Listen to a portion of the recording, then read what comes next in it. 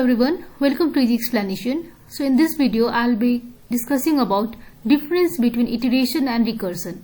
So this is one of the important question that has been asked in exams, and the difference can be asked for about 4 marks to 5 marks. So I'll be discussing the main differences between iteration and recursion. So let me start this. So first of all, what is iteration? So for example, if I am writing a loop for I equals to 0, I less than 10, I plus plus, okay, and if I am, suppose if I am printing here something, hello, okay, so this is called iteration, okay. So iteration is implemented using loop, fine. So I equals to 0, okay, so 0 is less than 10, it is true, so it goes and prints this hello. So this is one iteration. Again the value of I increases, okay, so value of I becomes 1, so 1 is less than 10, yes it is true, that is second iteration. So in this way we will have 10 iterations here, okay, so this is called iteration. Going to recursion, okay, so recursion means a function is calling itself. For example, if you have display function, okay, suppose we have a display function, and if inside the body of this function, if you are again calling this function, okay, so this is called recursion. So it is implemented using loop. So I hope you understand the basic concept. Now let us explain, or let us discuss about 5 differences for this recursion and iteration, okay.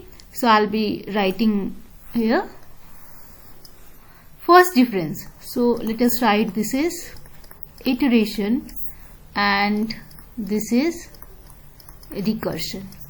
So first difference, okay, so what is iteration? So the first difference is iteration, it is implemented, okay, it is implemented using loop, and in recursion it is implemented, okay, implemented using function call,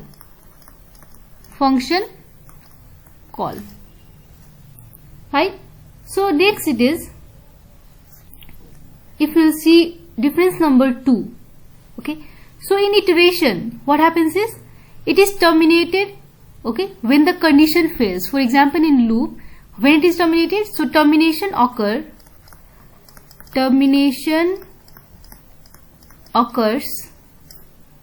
when the loop, let us say, condition fails, okay. So for example, when I, in the previous case, if value of I becomes equal to 10, so 10 is less than equals to 10, it is false, so it terminates, the loop terminates.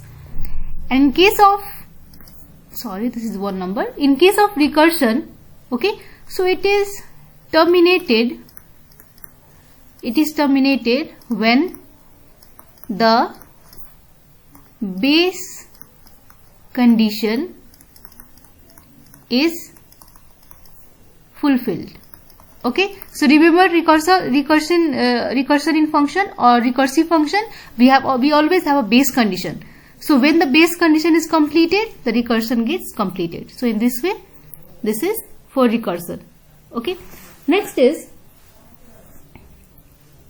in number 3, we can write, okay, so when this infinite condition occurs, okay, so infinite loop, you have heard about infinite loop, okay. So when this infinite loop occurs, so infinite loop is there, okay, infinite loop is there if condition never fails, okay. If you will put a condition that will never fail, so in this case infinite loop occurs, fine. And in case of recursion, infinite recursion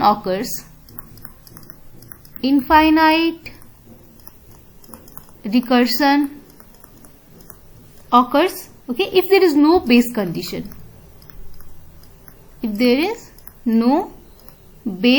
condition. So if you remember the properties of recursion, so this is one of the mandatory case that you must have Okay, you must have a base condition. Fine. So next difference we can say is it runs slower. Okay, it is slower in case of processor also, and it runs faster. It is faster than iteration. Fine. So these are 4 differences. Fine. And another difference you can write here, like it requires more storage. Fine. And 5 number you can write it requires less storage. So I think this is more than enough. And one difference you can give the example, as I have done in the starting of the video. So you can give one example for this. So I think this is more than enough, and this is one of the important question. Okay, so this can be asked for 4 marks to 5 marks. Fine. Sorry for the writing, and hope you understand this video. So next I'll be coming with another question discussion. Thank you and stay safe.